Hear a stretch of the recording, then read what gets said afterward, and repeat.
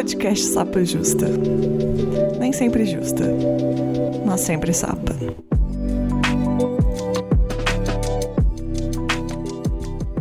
Olá, sejam bem-vindos ao Sapa Justa. Eu sou a Letícia, a host deste podcast, que não sou sempre justa, mas sou sempre sapa. Meus pronomes são ela e dela, e eu sou uma mulher cis, branca, lésbica de Belo Horizonte. E hoje estou com duas convidadas maravilhosas e vou pedir para elas se apresentarem para vocês. Camila, por favor, se apresente. Olá, gente. Eu sou Camila Roseno, sou mulher branca, cis, lésbica, de Juazeiro da Bahia, professora, formada em História, com doutorado em Educação e que pesquisa as trajetórias de professoras lésbicas na educação básica. Também sou empreendedora, né? Tenho um sebo aqui na cidade, o Sebo nas Canelas, que é uma correria minha aqui também de fazer mais alguma coisa para além da sala de aula, movimentar a literatura aqui na nossa cidade. Maravilhosa. Aqui também com a gente, Nara, se apresente, por favor. Olá, boa noite. Eu sou a Nara Schmidt, mulher, cis, branca, lésbica, professora há 13 anos. 13? Torcendo para que seja uma superstição, uma coisa boa.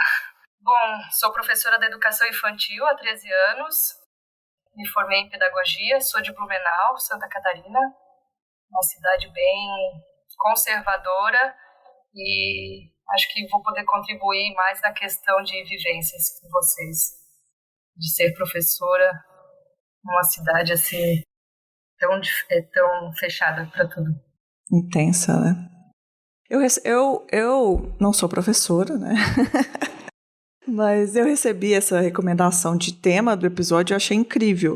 Me mandaram assim, eu pedi sugestão de tema e mandaram história de lutas, sexualidades invisíveis de professoras lésbicas na escola. Eu achei o tema muito bom e também eu recebi, além dessa sugestão maravilhosa, sugestões de participantes maravilhosos, que são vocês, né?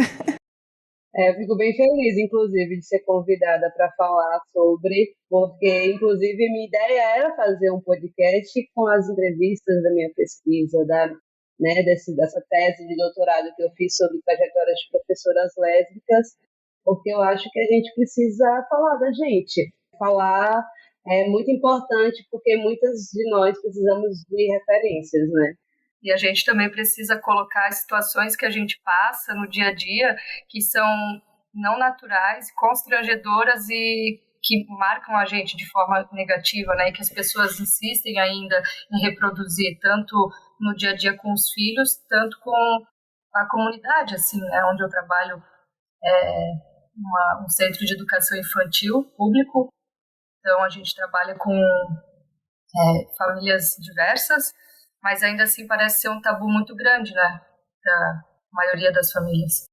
Quando me sugeriu esse tema, eu fiquei pensando, né, às vezes eu começo a lembrar muito a minha vivência de, como foi difícil a escola para mim, né, como uma pessoa LGBT e tal. E a gente não coloca muito à luz, né, como é difícil também nesse lugar onde as pessoas estão impondo, né, estão com essas loucuras de questionar o que você vai educar pro meu filho, o que você vai impor, o quanto isso é sofrido, né? A minha namorada, ela dava aula para crianças de 4, 3 anos, aula de inglês. Então era para um povo bem bonado de dinheiro. E ela me contava algumas coisas que iam das coisas mais simples, assim, de tipo, a criança o menino tá querendo pegar uma coisa rosa.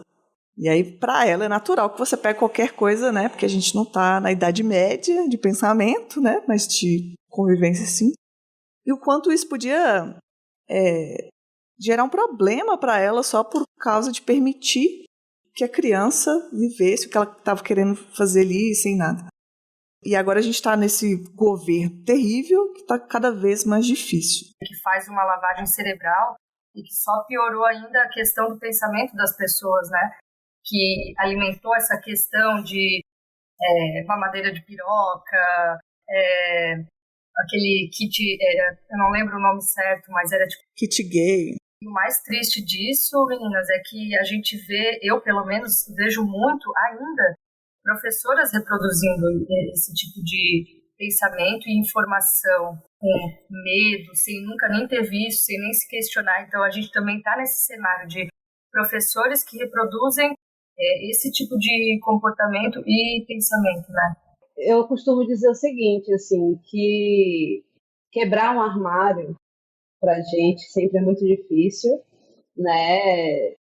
Principalmente que nossas primeiras relações são ali pela escola mesmo, né? Nossas primeiras paixões, afetos. Então, não sei se vocês, mas para mim foi no ensino médio, ali no terceiro ano do ensino médio, quando eu já comecei a identificar, enfim, diversas questões de lesbofobia que eu sofri nesse processo.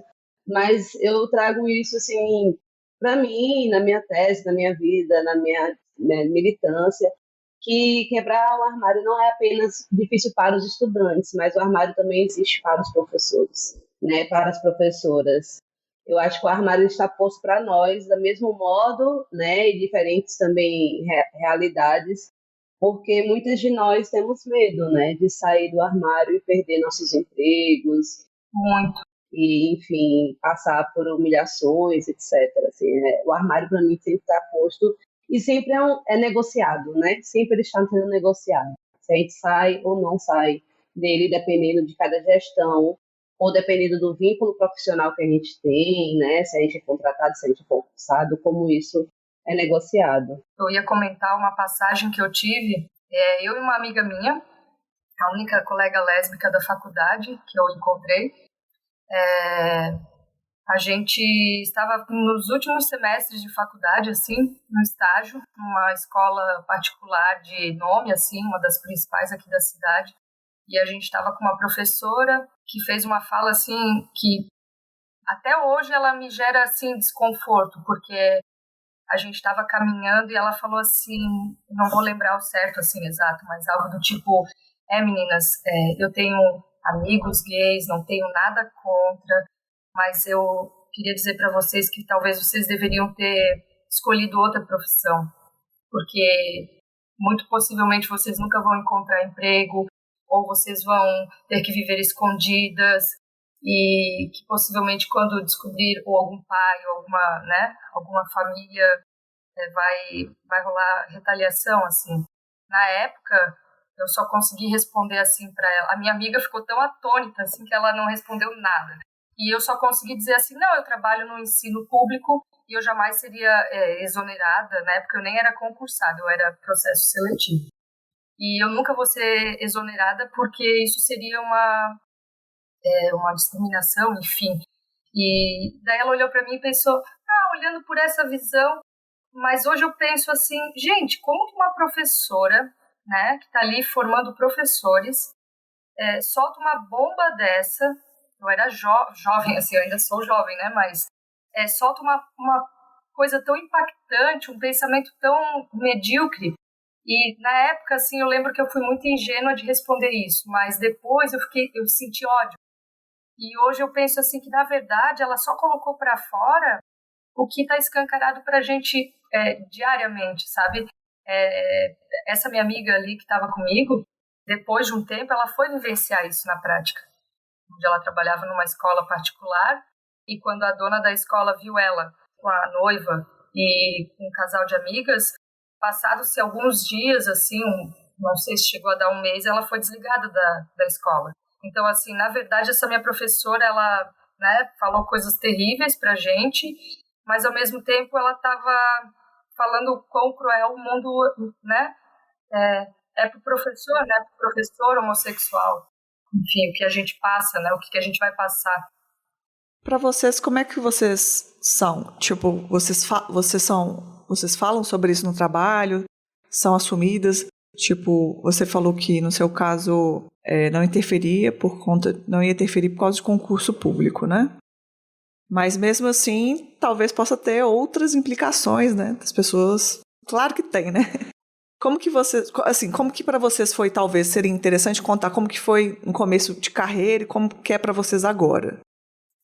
Eu me descobri em 2004 e comecei a trabalhar na educação em 2009. Então, aquilo já era bem natural para mim, assim, de que eu tinha certeza daquilo.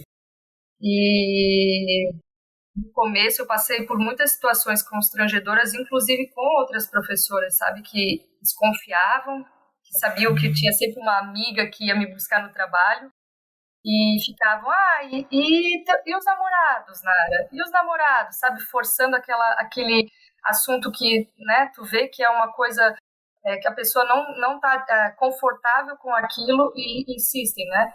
Uhum. Mas eu acho que eu fiquei assim, na sombra não tenho namorados, não me relaciono por muitos anos, e hoje em dia para mim é super tranquilo. Eu estou efetiva nesse mesmo centro de educação infantil desde 2013, falo abertamente, não tenho problema nenhum. Para as famílias não, porque eu não tenho intimidade com quem me conhece, mas pais assim que são professores geralmente, que a gente acaba tendo um pouco mais de afinidade, sabem, mas tipo, não chega a ser uma questão, assim, né? Então, nunca foi debatido. E foi tranquilo para mim. Então, né, respondendo a sua pergunta, Letícia, eu vou responder essa pergunta de dois modos. Eu vou contar um pouco da minha trajetória, mas aí eu queria trazer os resultados da minha tese, né, é uma tese sobre trajetórias de professoras lésbicas. Perfeito. Seus saberes docentes como resistência. E aí eu entrevistei 7 professoras aqui do Nordeste, da educação básica, e aí eu queria fazer esse link, porque eu acho que, de certo modo, eu falo sobre essa questão da carreira, né, e explico um pouco também como isso foi posto para mim e como eu observei isso também na pesquisa, de forma sucinta, para a gente tentar aqui dialogar. Então é o seguinte, eu escolhi a profissão docente sem saber que eu seria professora. Eu escolhi o curso de História sem saber que eu seria professora de História, eu pensava que eu seria historiadora. Eu tinha uma imaginação que eu ia ouvir a história das pessoas e contar a história. E aí, mas eu escolhi isso porque eu escolhi a universidade porque eu queria me assumir lésbica. Eu precisava me assumir lésbica, e para me assumir lésbica eu precisava da independência financeira. Então, eu escolhi, né, estudar e tal para isso.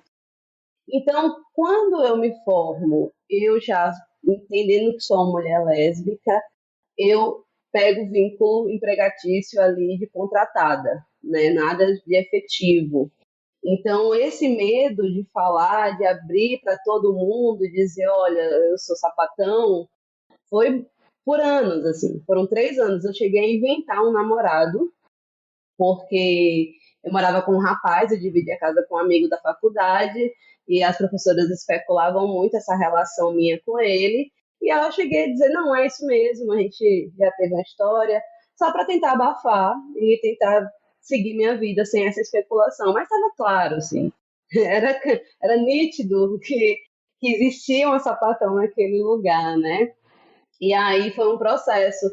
E aí, quando eu falo que eu quero trazer um pouco da tese, é interessante porque muitas das professoras que eu entrevistei também procuravam a profissão para poder se assumir enquanto lésbica, apesar de ser difícil. Porque existe uma coisa que é ser professora, melhor, você se formar enquanto docente, é muito mais fácil você conseguir emprego. Então, você tem essa chance de conseguir emprego. Aí eu estava ouvindo você falando, né? Nara, falando sobre essa questão do concurso, tinha uma das entrevistadas que, inclusive, falou assim, olha, minha mãe disse, você vai ser professora porque você é um caminhão, né? O estereótipo da caminhoneira, e assim, você sendo professora de inglês vai exigir, vai ter essa demanda, então você vai conseguir ocupar esse lugar. Mas eu passei esse tempo todinho, assim, sem me assumir, e eu só vim me assumir quando eu passei no concurso público, e aí aprovada no concurso público, fiquei ali um pouco quieta, né, ali no silêncio, né, tentando negociar esse armário, mas eu já, enfim, já pesquisava sobre o tema, eu já estava ali, né, por dentro, e aí uma jornalista do G1 me convidou Ai, que chique! para fazer uma entrevista sobre o Dia da Visibilidade Lésbica. Tudo. E aí eu disse, olha, então, assim, eu nunca tinha saído do armário, né, assim, publicamente. Eu disse, tudo bem, eu vou fazer a entrevista, e aí eu saí do armário pelo G1. Então, assim, todo mundo tinha que saber, assim. Então, nesse momento que eu tenho essa exposição muito pública, né, todo mundo, e aí a família compartilhou o link, porque saiu na Globo, né, aquela coisa assim, muito mais porque saiu na Globo do que porque é sapatão, mas muita gente saiu divulgando e tal. Foi bem interessante, e aí, enfim, foi massa, assim, a recepção dos alunos foi muito boa e foi ótimo. Só que eu fui ser contratada pela universidade particular, uma faculdade particular recentemente, já estava terminando essa tese, né, terminando o doutorado, e numa disciplina sobre questões de gênero e corpo, novamente eu falei sobre minha pesquisa, falei sobre gênero, e eu fui denunciada, né? Eu acho interessante que uma faculdade, alunos universitários denunciam, né? E uma mãe chegou na direção da faculdade, e, claro, a faculdade particular era contratada, né? Eu não tinha esse mesma. Ninguém podia dizer nada comigo na escola pública, mas na faculdade particular, é claro que tem toda uma gerência sobre as matrículas, né? O que as matrículas falam, né? Que são as pessoas que pagam. E aí, prestes a terminar a minha tese de doutorado sobre trajetórias de professoras lésbicas, contando várias histórias de resistência, contando tudo isso, me pedem para que eu me silencie, né? Que, olha, não fale mais sobre isso não em sala de aula, por favor. Assim, e sendo que a disciplina era sobre gênero, era sobre corpo, e não tem como falar de um corpo sem falar de sexualidade, não tem como falar de corpo sem falar de gênero. Uhum. E aí pediram para me silenciar, eu disse que não ia me silenciar, e que, pelo contrário, a faculdade que deveria se posicionar a favor de mim e me defender, né, perante essa aluna e essa mãe homofóbica que falaram várias coisas de mim e tal. E a faculdade se silenciou, então eu pedi demissão publicamente, né, eu fiz uma carta pública, um vídeo, eu recebi notas de apoio de diversas instituições, diversas organizações de mulheres lésbicas, me apoiaram, e depois de alguns dias, diversas organizações me apoiaram, eles soltaram a nota dizendo que eles não compactuavam com nenhum tipo de preconceito, mas que tinha havido ruídos no meio dessa história, que eles não sabiam que história era essa. Então, assim, existe um processo que a gente tenta essa estabilidade no emprego como uma garantia de poder ser, né, o que somos. E existe também essa questão da gente se qualificar cada vez mais, porque a gente quer ser boa, para que ninguém fale da gente, a gente quer entregar os diários no tempo correto, para que não tenha nenhuma reclamação, a gente quer entregar as provas, fazer tudo da melhor forma possível, até mais do que os professores héteros, para poder não ter nenhum tipo de reclamação. E nesse caso, por exemplo, da faculdade, eu era a professora mais qualificada do quadro de professores. Eu era que tinha maior qualificação profissional.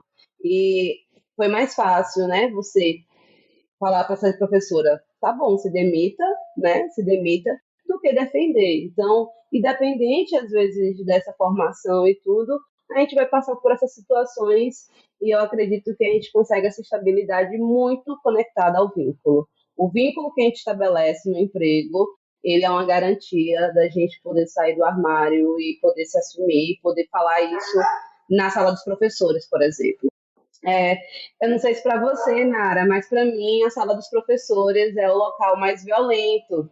Eu acho que os professores, nossos colegas, e eu consegui identificar isso também na pesquisa, ele é o local onde existe mais agressões indiretas, né? A gente costuma falar que é sotaque, né? Soltar sotaque, soltar ali uma coisa para que te atinja de algum modo, muito mais do que os estudantes. Os estudantes amam a gente, assim, eles nos abraçam, eles são carinhosos, apesar de terem famílias homofóbicas, muitos deles, pais e mães, mas os estudantes são maravilhosos. Agora, os colegas de trabalho são horríveis. É uma questão que tu traz que seria engraçada se não fosse trágica, né? Sim.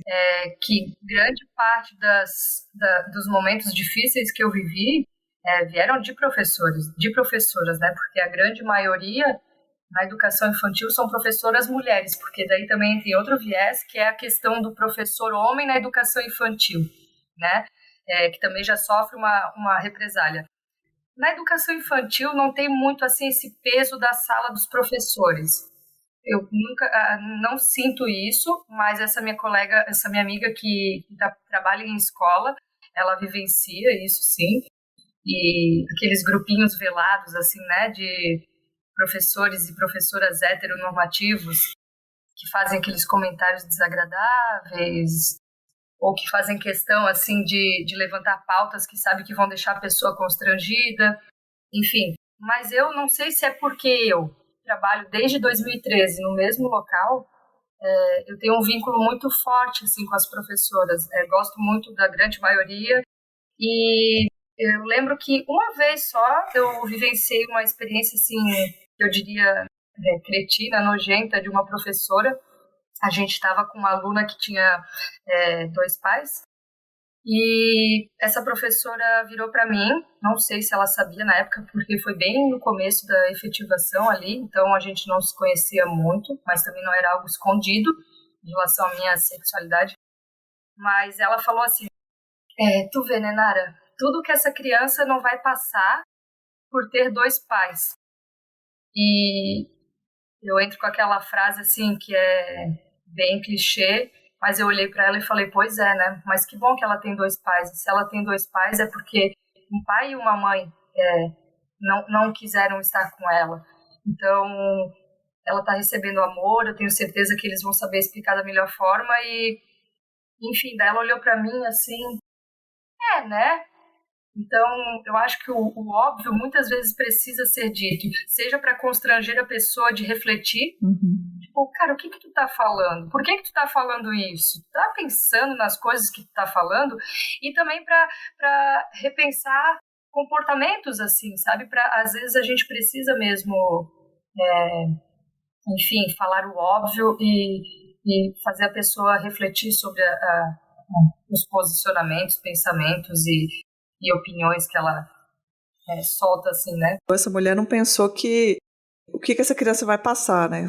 Ela mesma já tá fazendo a criança passar alguma coisa porque é ela que tá falando aquilo. Isso! Que tal se você não fosse uma dessas pessoas que faz essa criança passar por alguma coisa? Porque o que ela vai passar vai ser o preconceito que a sociedade tem. Porque o amor que ela vai receber, o cuidado que ela vai ter lá com os pais dela, não difere disso. Agora, a violência que você mesmo está propagando com essa frase, né? Porque ela não vai receber esse tipo de violência dentro de casa, bem pelo contrário, né? Não é uma lei exata, mas geralmente casais homoafetivos vão estar ensinando para essa criança a empatia, o respeito, a diversidade. O podcast que eu estava escutando hoje falava sobre, né, do Sapa Justa, falava sobre isso, assim, de pessoas lésbicas, gays, que reproduzem também comportamentos heteronormativos, né? E que às vezes reproduzem também preconceitos ou pensamentos. A gente vê muito, assim, lésbicas e gays que reproduzem preconceito contra pessoas bissexuais, né? De não validar. E ao invés de buscar evoluir, entender, compreender melhor o que se passa, né? Só destila essa ignorância. Então, como tu falou, Letícia, aquilo que aquela professora falou para mim só reforçou que a sociedade traz esse lixo, assim, né, para essa sociedade que ela compactua, que vai trazer esse lixo para a cabeça da criança, porque é aquela mãe que na universidade paga foi homofóbica, é aquela professora que está ali reproduzindo, porque de certa forma o que ela falou para mim já é uma forma de preconceito também, né? Ela ficou, acho que, constrangida de falar para mim, depois que ela percebeu o que tinha falado. E como a minha devolutiva foi tipo, pô, né? Que massa que esse casal tá dando amor. Daí a pessoa se coloca repensando, né? Pô, o que eu falei? Mas no fundo é muito difícil, assim. Mas eu sou muito a favor da gente fazer esse jogo de devolver o constrangimento à pessoa. Claro que tem horas que a gente não tá com saco, tem horas que a gente não aguenta mais ouvir, ou escolhe não falar nada, ou escolhe, vou falar nada, senão vou ficar até nervosa aqui. Mas sempre quando a gente consegue fazer esse exercício, você vê que a pessoa, ela não tem muito o que argumentar sobre aquilo. Tipo, você consegue colocar que você está falando sobre a vida de uma criança, e você é professora dessa criança, aonde que isso vai chegar, né? Foi tu, Letícia, que comentou sobre a questão do rosa? Ali de que um aluno na aula de inglês foi você, Letícia? Qual foi a... Acho que é no começo. A experiência, na verdade, da minha namorada. Ela dava aula de inglês para criancinha, 4 anos, coisa... Não sei nem... É a idade dos meus alunos. É muito pequenininho, gente. Que metade da aula, pelo menos ela me contava assim, metade da aula é levar no banheiro, ver se criança não tá brigando, tentar fazer roda. Coloca 25. É a minha situação diariamente, assim, o meu cotidiano. São 25 crianças entre 3 e 4 anos. Gente. E alguns anos atrás eu passei por uma situação dessa de azul e rosa, by Damares. Nossa. E eu lembro que uma mãe tinha feito, faz um tempo, assim, não foi com essa turma de agora, mas faz mais de 5 anos isso. Uma mãe tinha doado aqueles, como é que eu vou dizer? Exemplares, não é esse nome que se usa, mas batons, aqueles batons pequenininhos, assim. Amostras. Amostras de grátis que ela vendia. Uhum. E um deles era aquele azul, assim, bem anos 90, sabe? E na época tinha muito, assim, do filme Frozen, eu acho que era. E as crianças ficaram, assim, apaixonadas. E eu lembro que aí as meninas pediram para passar. Menino nenhum já pediu, porque aquela coisa é tão enraizada que o menino nem se permite, sabe? E quando usa é porque o papai falou que pode ser manteiga de cacau e porque é batom de homem, só. Sim. E eu lembro que eu tive um aluno que ele chegou pra mim e falou assim, ele era muito engraçado, eu me via muito nele, assim. E ele chegou pra mim e falou, prof, aí eu falei, o quê, fulano? Ele assim, botou a mão na boca, assim, sabe? E eu falei, você quer passar o batom do gelo? Daí ele falou, sim! Daí eu falei, então tá bom, vem cá. E eu passei, assim, sabe? Pensei na hora, assim, isso pode me gerar um problema. Mas eu pensei, cara, é só uma criança. Sim. E é só um batom. E é só uma cor. Eu sou mulher e eu nunca gostei de rosa. Isso é independente de ser lésbica ou não. Então, e amo verde, por exemplo, né? E isso eu reforço diariamente para os meus alunos. E na época eu reforcei para ele, que ele falou, os amigos começaram, ai, fulano, tu vais passar batom? Eu falei, gente, ele tá passando o batom de gelo do Olaf e tá tudo bem? Aí ele passou e veio uma professora, e isso que me chamou muito a atenção, assim, eu lembro que isso foi uma pauta em análise e também com minhas amigas, assim, de tipo, cara, sempre o preconceito partia do adulto professor, então era muito frustrante para mim. Ela chegou e falou assim, Nara, nossa, tu passou o batom no fulano? Eu falei, meu Deus, matei aqui a criança, né? Espanquei, o que eu fiz? Daí ela falou assim, cara, se o pai dele chegar agora, tu tá ferrada? Tira isso logo. Daí eu falei, cara, e nisso eu olhei pra ele tava correndo pelo parque, mostrando pra todo mundo e fazendo bico. Feliz da vida. Feliz da vida, porque ele tava o quê? No mundo da imaginação, imaginando que a boca tava congelada, porque era aquele batom azul tenebroso. E feliz. E eu olhei pra ela e falei assim, Deixa ele ser feliz, cara. Ele é só uma criança e é só um batom e é só uma cor. Deixa ele brincar e ser feliz. Eu olhei pra ela assim, falei, se acontecer alguma coisa eu vou arcar com as consequências. Deixa ele no mundo da imaginação. E foi assim, mas é frustrante, sabe? Que nem a... Mas não desdobrou em nada não, né? Não, o pai não. Porque essa incomodação não deixa de ser chata, mas eu quis peitar porque eu pensei assim, eu não vou deixar de... não foi uma coisa imposta por mim, né? Partiu dele esse interesse. Sim, claro. E eu achei tão genuíno, achei tão lindo, achei tão natural que eu não quis podar, até porque as descobertas da criança, principalmente na educação infantil, ela se dá por meio da imaginação, né? Da criatividade, de alimentar isso. Então, eu, enquanto professora, vou podar aquilo por medo algo muito triste, né? Porque a gente sabe que acontece, né?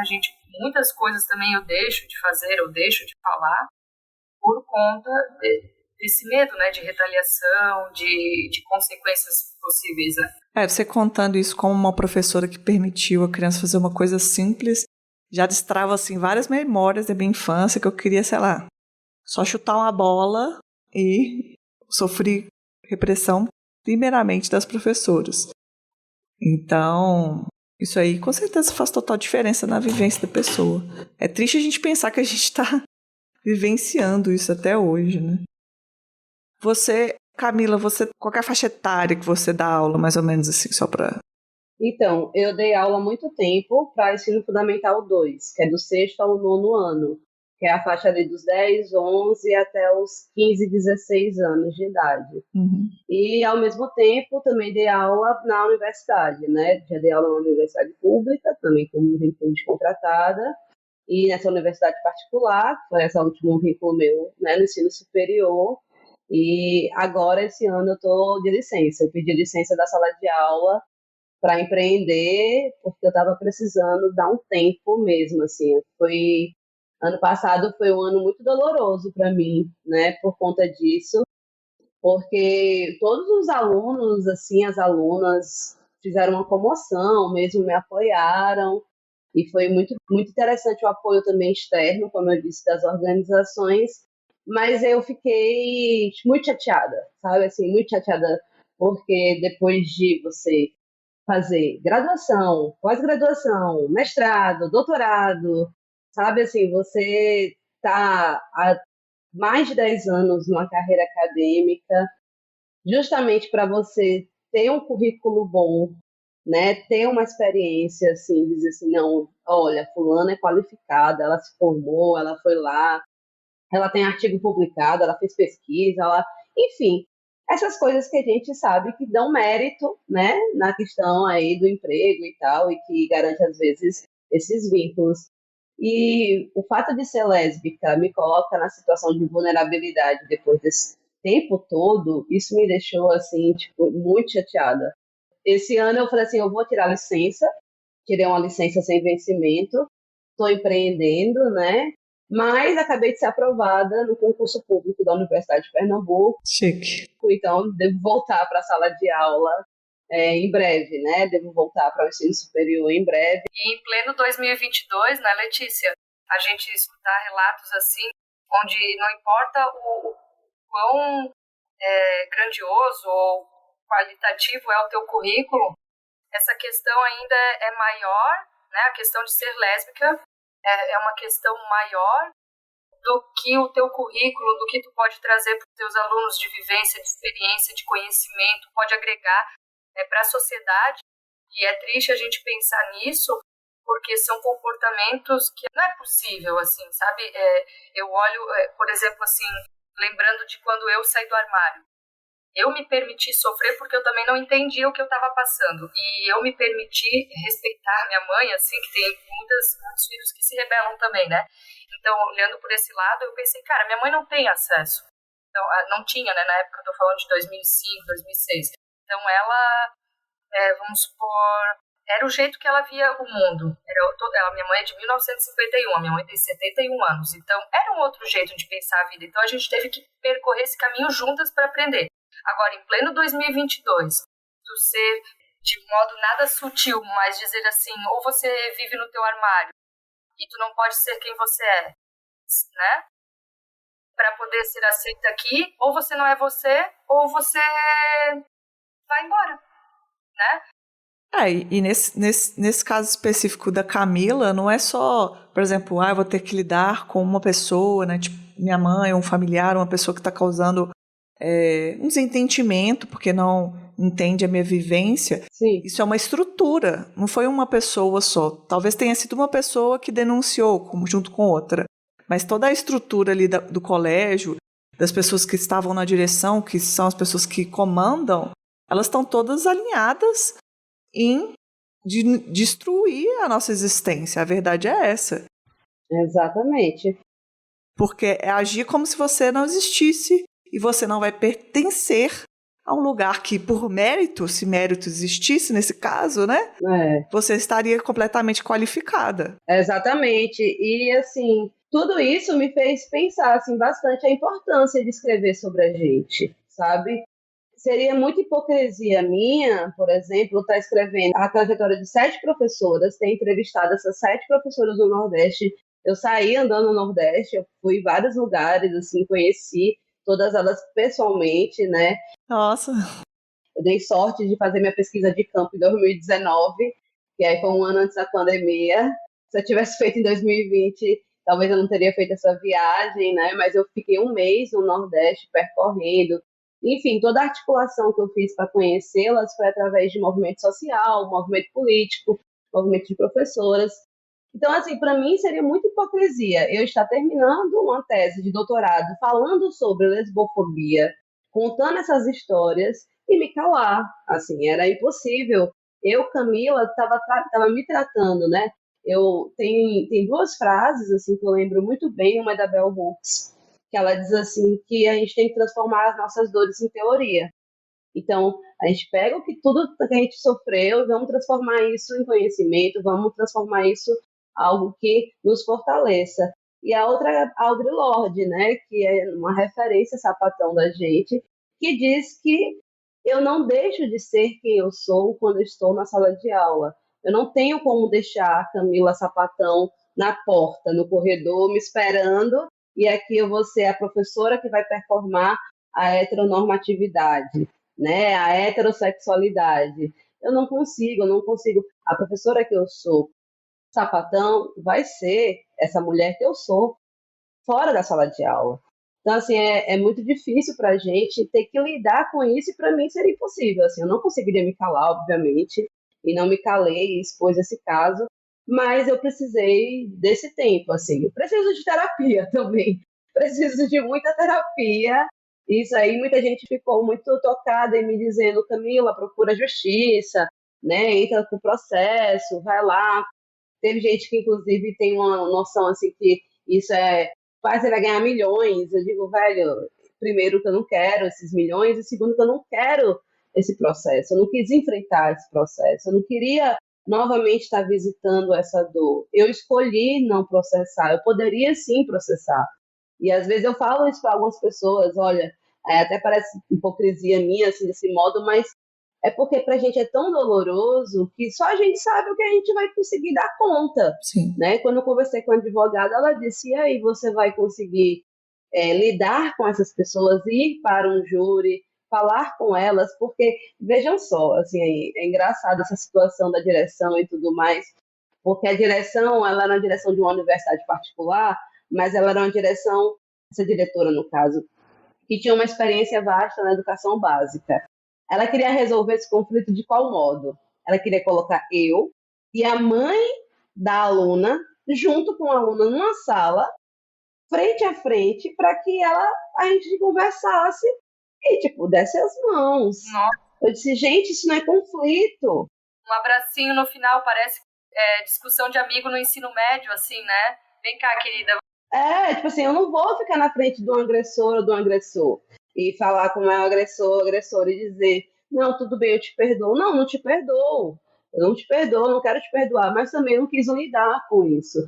Então, assim, eu encontrei minha saída, né? Como eu disse, preciso de terapia, vou precisar de alguns anos me cuidando, mas eu me sinto fortalecida, sabe? Porque, apesar de tudo isso, eu acho que ter a audácia de dizer: eu não me calo, eu não volto pro armário, eu não vou me esconder, eu vou continuar.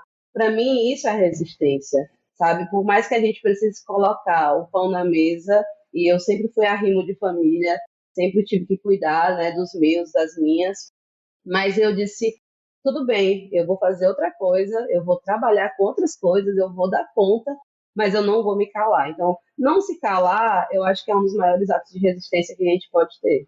Não reprimir quem a gente é, né? Exatamente.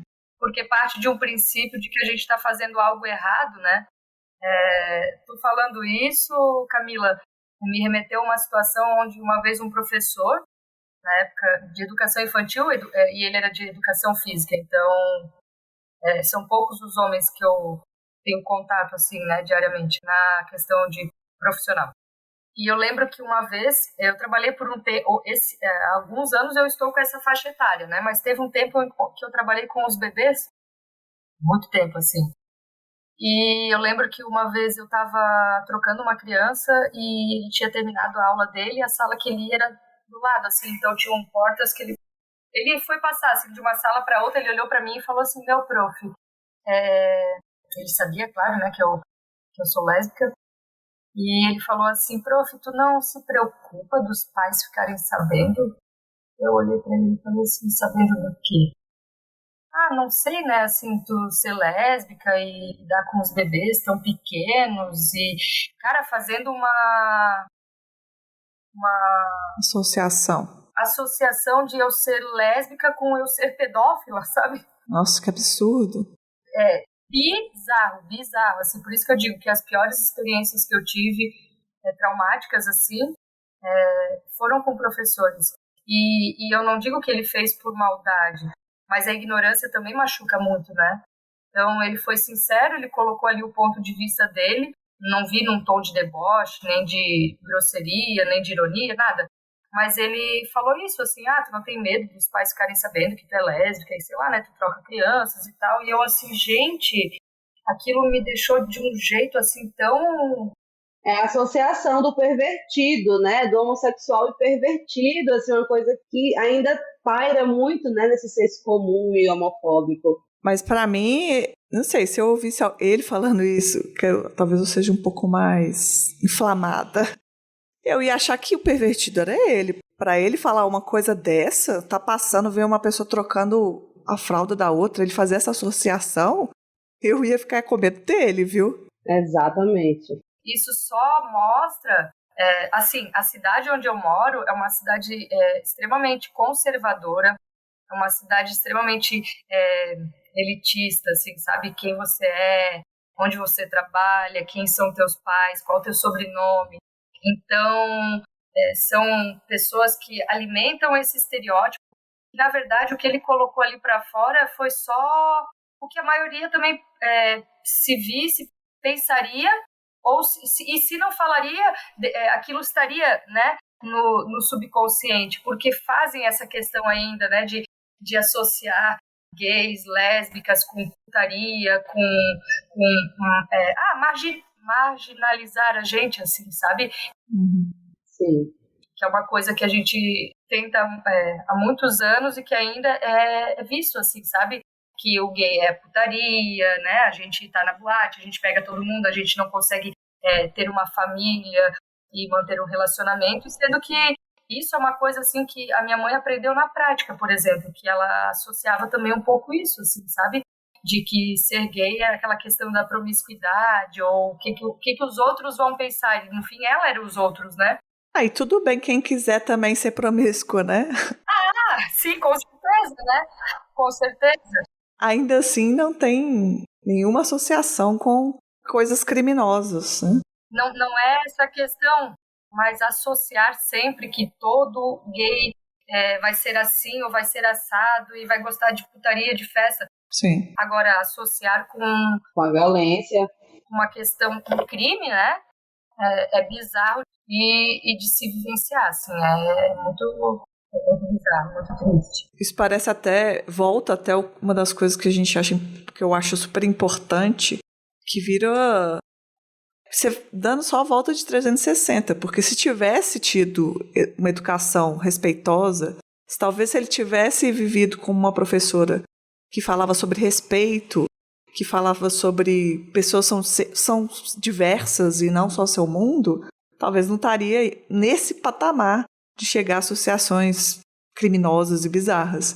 É um ciclo, né? Letícia, e assim, eu acho que tudo isso que a gente falou aqui, além dessas questões que são, enfim, muito presentes, né, no momento que a gente vive, principalmente ali de 2014 para 2015, com toda aquela questão que política de movimento escola sem partido crescendo, né, esse conservadorismo exacerbado e associado a diversas práticas que são violentas e que a gente não pratica, mas que são associadas, né, a quem está fazendo esse debate de gênero. Até mesmo assim, eu fico pensando da violência contra a mulher, né, ser tido como um debate doutrinário, discutir violência contra a mulher é visto como algo da esquerda, né, isso assim. Mas aí tudo isso, assim, como você disse, esse giro de 360, ele recai sobre a formação também dos professores, né? Essa formação docente nossa, ela é uma formação que não está trabalhando essas questões. Ou quando se trabalha, tem uma disciplina de 30 horas numa grade de horários, assim, você faz, sei lá, eu sou formada em História, como eu disse, então você tem 3 Europa, né? Você estuda 3 América, você tem, não sei, você estuda menos isso, assim. Então, tipo, a disciplina de gênero na educação era uma disciplina eletiva, que você optava se você queria fazer ou não. Então, isso vai muito dessa formação nossa, a formação que não consegue. Então, você chega lá na universidade, você já não teve isso na educação básica, até porque isso, né, é de uns anos para cá, você já não tem isso na educação básica, você não tem no ensino médio, você não tem vivência de movimento social, porque o movimento social educa muito mais, às vezes, do que próprias escolas e universidades, né? O movimento social faz com que a gente entenda nosso lugar nesse mundo e qual é a nossa participação nele, mas você não tem nada disso, você nem passou nem no movimento estudantil na universidade, e aí você se forma e vai para a sala de aula. Então, eu acho que assim, a grande questão nossa, docente, pensar, né, esses colegas, pensar tudo isso que está correlacionado, é pensar essa formação. A gente precisa estar debatendo isso, porque se a gente, e digo assim, a gente professor, né, estou falando professora, eu professora, Nara professora, a gente está discutindo essas questões, porque se nós professores e professoras, a gente não tem nenhum espaço que a gente possa dialogar sobre isso, vai continuar reproduzindo o que, né, acontece, o que está na mídia, o que está no grupo do Zap, Sim. né, no grupo da igreja, que diz que estão tirando dentes de criança. Não sei se vocês ouviram um absurdo, uma fake news, da Mari, se eu não me engano, da Mari soltou essa semana, que estão tirando dentes de criança para facilitar o sexo oral. Essa de dente de criança eu não ouvi, não. Nossa, mulher, pelo amor de Deus. Então, assim, coisas tão absurdas, porque quem são fascinados pelo sexo e por essas práticas sexuais, que não é o sexo em si, são eles, né? Sim, ela é um exemplo do que eu falei que eu ia achar desse professor bizarro aí que fez o comentário com a Nara. Não é normal pra mim, tipo assim, e aí vamos abrir bem esse foco de normal, não? Não cabe isso, não encaixa o quanto essa mulher é obcecada, o quanto ela é desnorteada nas palavras que ela fala e tem uma obsessão clara. Sim. Isso pra mim parece ser de uma pessoa que na verdade, é abusadora. Por que passou isso pela cabeça desse ser, né? Com falta de luz? Sim. Porque é algo que não é natural, né?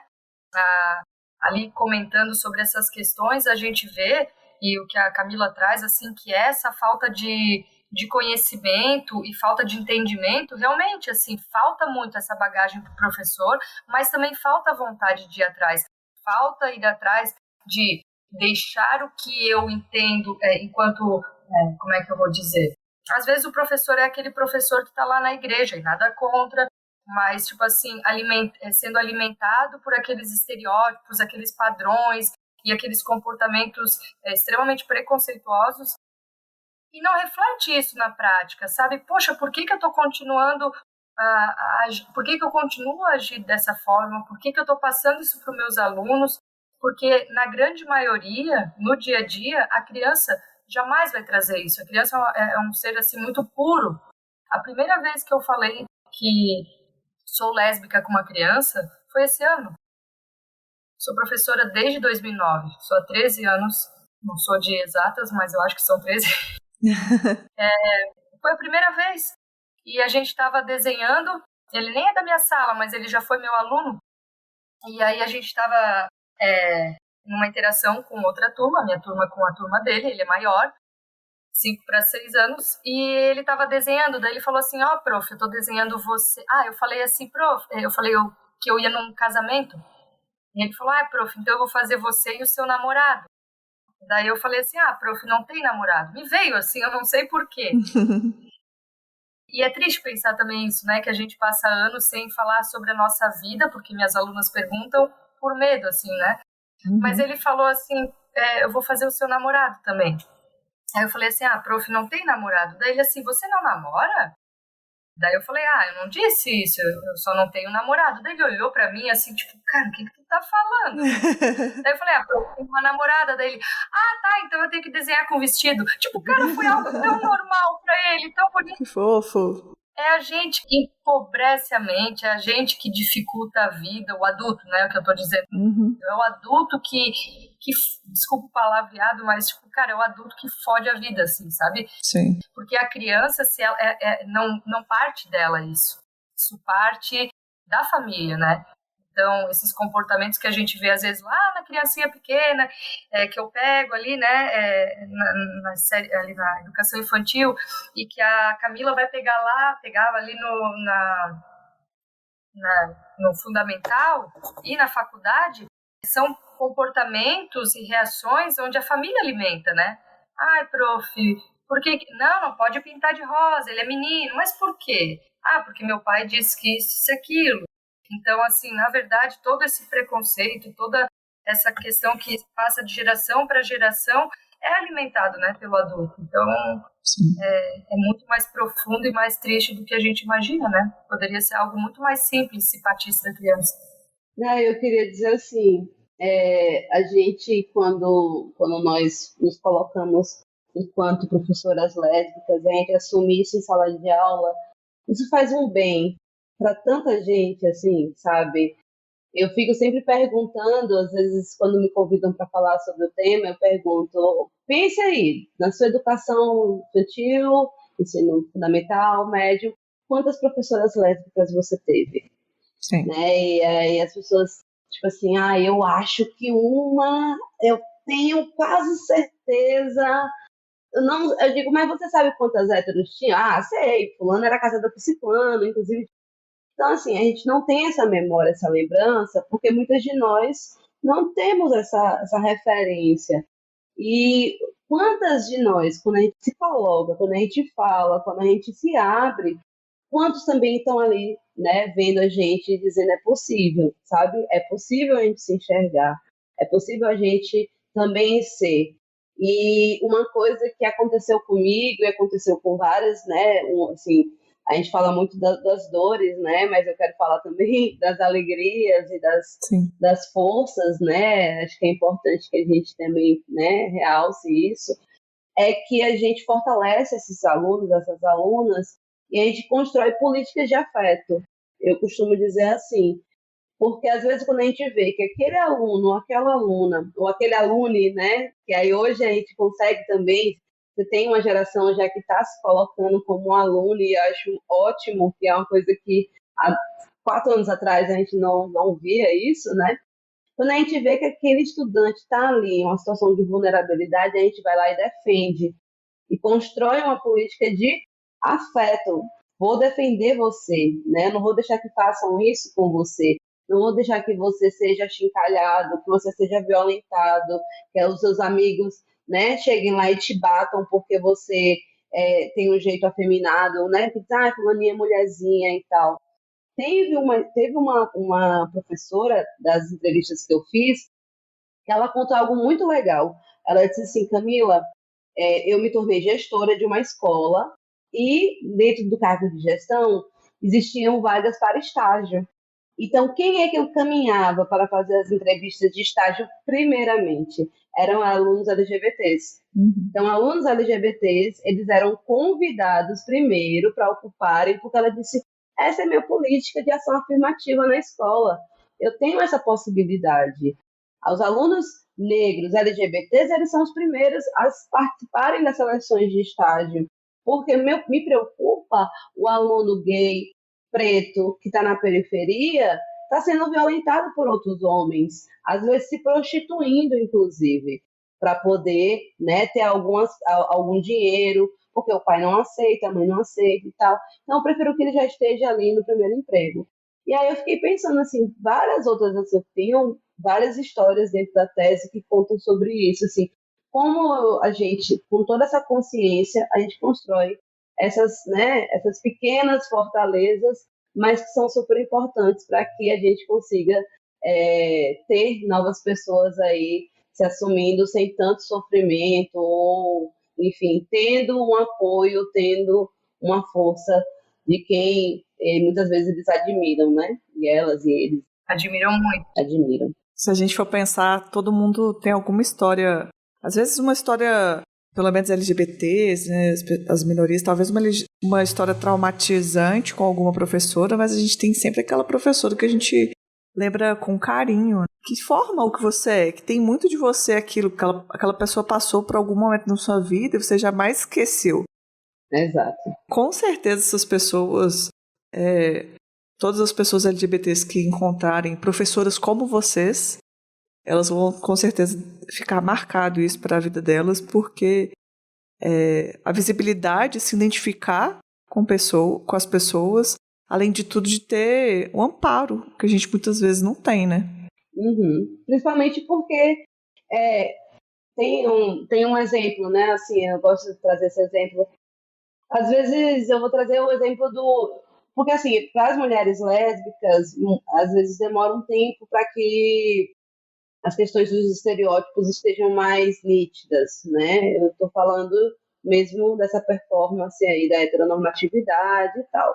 Então, às vezes, ali você já está com interesse, já tem um desejo, mas o seu corpo, a sua vestimenta, enfim, algumas coisas ainda não transparecem tanto como os homens, né? Os homens gays. Muitos homens gays, às vezes, eles já estão ali, como eu disse, às vezes tem um jeito, uma coisa que anda, a forma como se fala, que aí já diz, fulano é mulherzinha. E muitas vezes eles são violentados por outros homens, né? E aí, novamente, o machismo, né? Que tenta rechaçar qualquer tipo de feminilidade, né? Eles não podem ver nenhum traço de feminilidade. Se vê um traço ainda em um homem, pior ainda, né? Como assim? Você é homem e decidiu ser mulher, né? Você nasceu privilegiado e decidiu, né? Ou decidiu assim, né? Não estou dizendo que é uma opção, só estou dizendo mesmo no senso comum, como é que as pessoas enxergam. A visão do agressor, né? Isso, a visão do agressor. Você sabe que não tem opção aqui, gente, só para não confundir.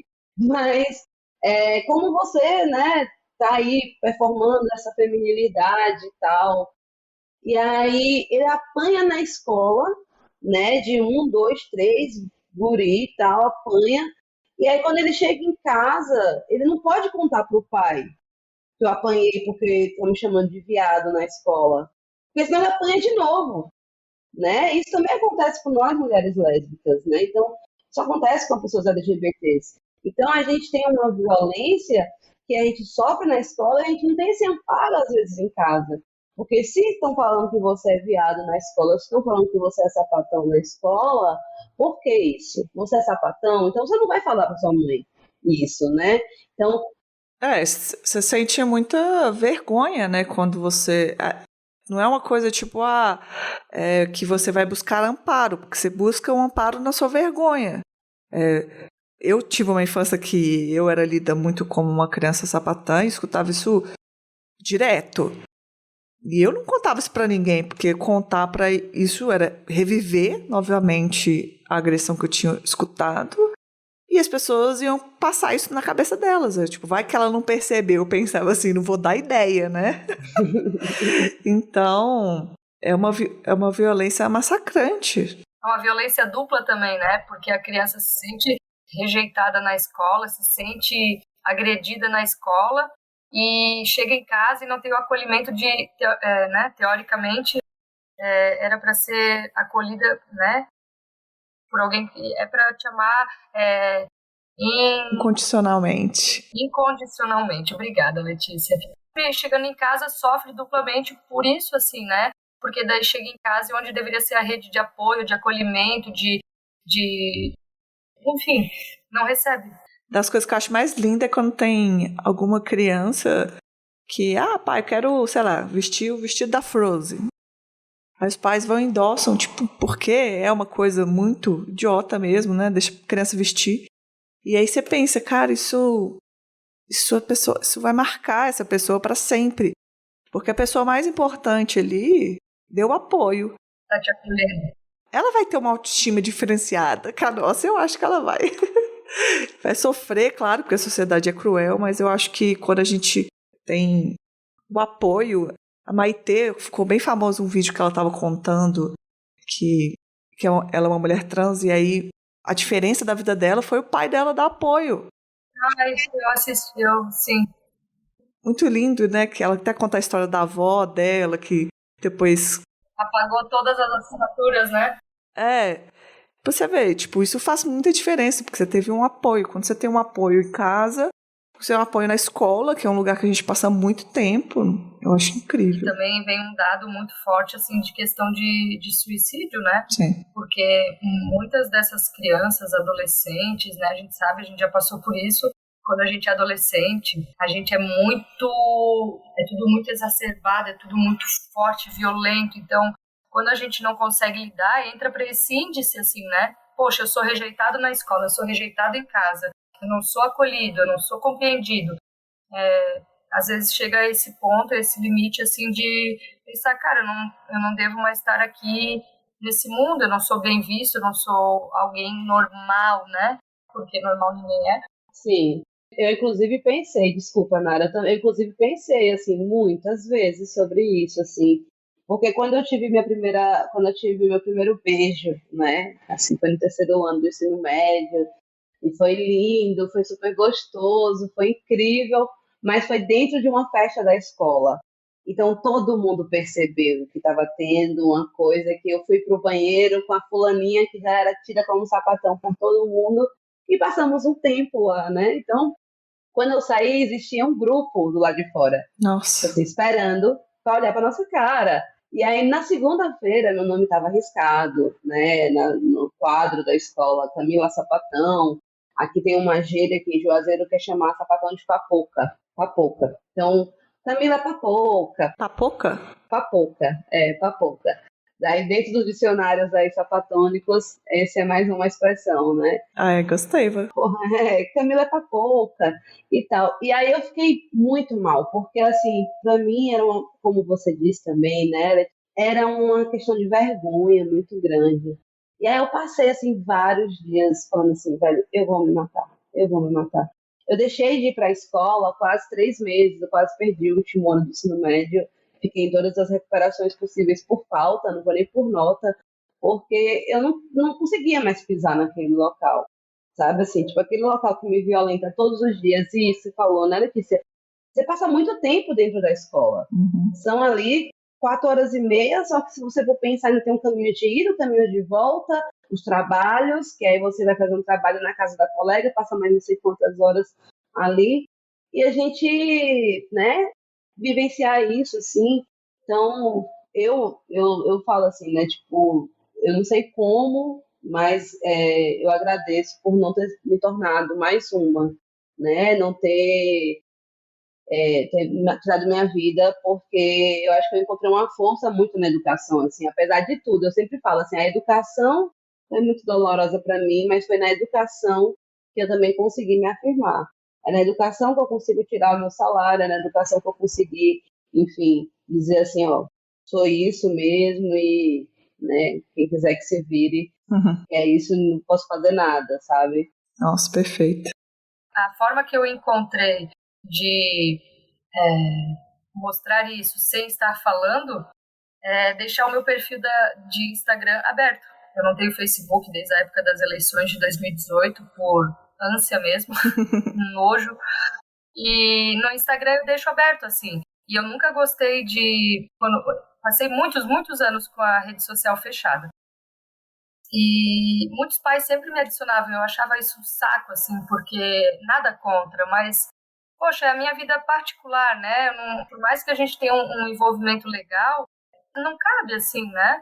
Uhum. Pelo menos não ali com a educação infantil, pelo menos era o que eu via. Vê que a professora tá bebendo, Nara, vê que a professora tá bebendo no final de semana, vai chegar talvez de ressaca na segunda. Pois é, não é tão bom de ver, né? Mas eu deixar o meu perfil de Instagram aberto, principalmente por essa questão, assim, cara, tu quer adicionar, adiciona, se tu quer parar de, né, posto minhas coisas, sou militante, sou crítica mesmo ao governo, ao governo inclusive municipal aqui, e tenho minhas questões, e eu deixo aberto justamente para isso, assim, é uma forma de militar, é uma forma de dizer, eu não entro pro armário mais não, sou lésbica com orgulho, isso não muda em nada a minha vida, parem de pensar isso, gente, por favor, estamos em 2022, né? E eu acho que isso chega, reflete, assim, eu percebo algumas famílias que adicionam, assim, que percebem ou que comentam, mas é uma forma de, tipo, dizer assim, eu não tenho vergonha de ser quem eu sou. Eu tenho vergonha de vocês pensarem ou associarem a qualquer outra coisa, né, sem cabimento. Então, acho que foi uma maneira que eu encontrei de me impor. Sim, perfeito. Olha, eu queria começar já agradecendo, porque eu acho que toda essa conversa foi realmente é aquela coisa mais clichê, né? Um presente para quem for escutar. Eu acho que eu nunca escutei essas coisas da forma que foram ditas por aí. Com certeza tem uma visão diferente a partir de agora. Eu acho, inclusive, Camila, você tem que fazer o podcast, sim. Se você precisar de ajuda, eu sempre falo isso. Qualquer pessoa que quiser fazer podcast, quer dizer, qualquer pessoa não, mulheres LGBTs que quiserem fazer podcast. Sim. Porque tem poucas fazendo, eu sempre falei isso, e pessoas não binárias também. Quiserem fazer podcast, eu tô, tipo, o que eu puder ajudar, não sou especialista, mas, tipo, tô fazendo já faz um tempo. Se precisar de ajuda, pode me chamar. Já escutei podcast quem ia lançar antes de lançar, então o que eu puder fazer para ajudar, eu ajudo. Porque eu acho que são histórias incríveis. A minha ideia, Letícia, era pegar as entrevistas, inclusive quando eu entrevistei essas professoras, eu pedi autorização para caso eu fosse utilizar para um podcast, porque escrever uma tese, gente, dá muito trabalho, e ler uma tese eu acho que dá mais trabalho ainda, porque uma tese, por mais que eu tenha tentado fazer ela se tornado pequena, assim, ela ficou com 200 páginas. Então, 200 páginas não é uma coisa que, assim, você vai tirar um dia para ler uma tese? Ah, um domingo à tarde? Será? Mas se você tem isso, né, gravado, isso tá... pegar essas entrevistas, né, essas 7 professoras que entrevistaram... Diluir, né? E isso, pegar essas entrevistas e fazer, né, por temas e tal. Então, assim, tô com as entrevistas, tô com o conteúdo, eu salvei em 3, 4 drives possíveis, eu tenho esses arquivos guardados a 7 chaves, assim, porque para mim era muito importante, e eu acho muito interessante porque, por mais que a gente leia, escutar é muito bom. Nossa. Então, a professora que está saindo, pegar um metrô aí na capital e vai atravessar a cidade para dar aula, ela pode ouvir um episódio desse, né, como esse de hoje, como esse que a gente está gravando agora, mas também seria interessante. Só que lhe digo, estou sem tempo, né, mas quem sabe a gente consegue conversar, porque eu gostaria que as pessoas ouvissem, porque escutar faz isso de sentido, né? O povo, quem escutar aqui, vai lá no Instagram da Camila e ficar pedindo para ela fazer o podcast, que ela vai. Eu ia dizer que, ouvindo, são muitas vivências, muita coisa interessante que a gente precisa mesmo ter o conhecimento, porque a gente se sente muito sozinho às vezes, sabe?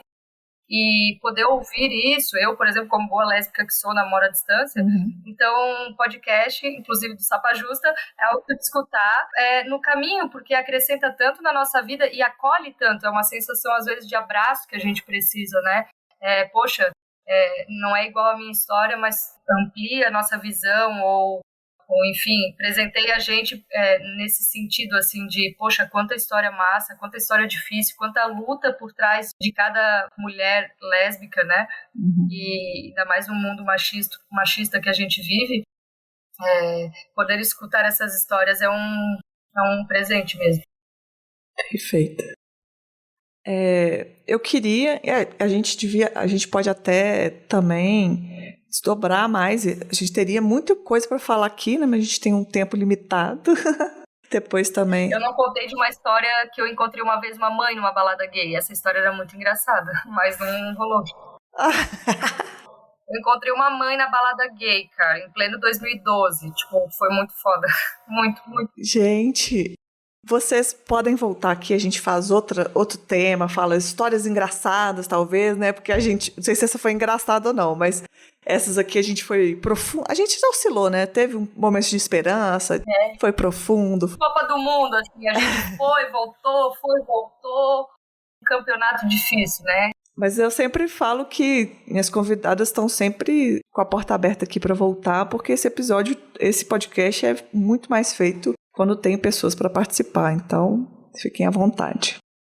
Eu queria saber, antes da gente terminar, se vocês têm alguma coisa para indicar, para deixar de indicações para os nossos ouvintes, se vocês pararam. Eu tenho, eu acho que algumas pessoas já devem conhecer, que é um projeto chamado Nuvem Sapatão. É um blog, né, que tem uma biblioteca online sobre lesbianidades, feminismos e gênero. nuvensapatão.blogspot.com. Foi um blog que eu construí junto com mais 2 amigas que faziam pesquisa no mesmo grupo de pesquisa, né, com flores raras. Eu, a Luísa e a Sabrina, nós 3 pesquisamos sobre lésbicas. Luísa pesquisa lésbica e ciência, eu pesquiso professoras lésbicas, Sabrina pesquisa lésbica e cinema. Então, assim, já dou aí umas sugestões de nomes, né? Eu chamar cada uma.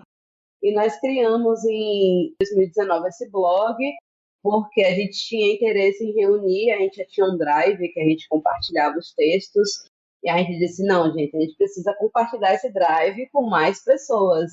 E aí a gente começou com 20, 30, aí a gente parou ali em 2020 com mais de 250 textos, artigos, enfim. Tem poemas também, tem algumas coisas assim, que mostra que, tipo, tem muita gente falando da gente, tem a gente falando da gente, né? Só que a gente ainda está precisando, né, circular esse conhecimento, ter acesso de forma mais facilitada e está disponível. É bem facinho, procurou nuvensapatão.blogspot, já vai aparecer o blog com as organizações dos textos. Perfeito, amei. E você, Nara? Bom, primeiro eu queria agradecer. Queria dizer que o podcast Sapa Justa, ele me fez ver várias coisas, assim, a gente sempre pensa que sabe de tudo um pouco e ele traz coisas assim, tipo, poxa, eu estava esses dias ouvindo sobre monogamia e o podcast que teve, e eu pensei, cara, eu não sabia nada sobre, tem tantas coisas legais que a gente pode aprender, então, às vezes o que é um conhecimento básico pra gente, uma vivência tão comum, para outras pessoas é tão enriquecedor, então é muito legal estar aqui.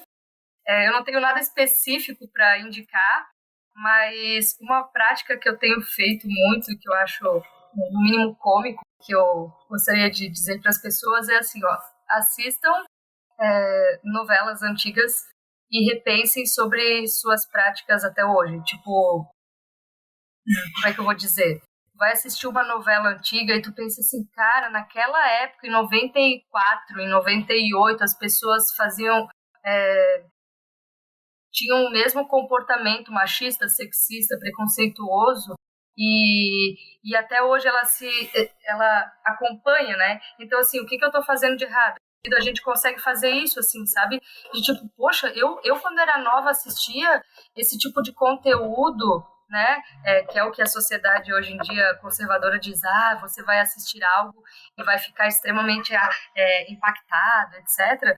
A gente assistia coisas muito, muito sádicas, muito perversas, muito bizarras. Isso não deixou de fazer quem a gente é. Então, eu acho que isso é um bom exercício assim, para a gente se questionar que passou-se tantos anos e a gente continua ainda mantendo o comportamento, sendo que a sociedade ela evolui conforme, né, experiências, enfim, conhecimento, comparações, então a gente segue nessa linha de raciocínio, então penso que a gente pode evoluir muito mais se a gente buscar algo nesse sentido, assim. Eu amei essa indicação, uma indicação de uma prática, achei muito boa.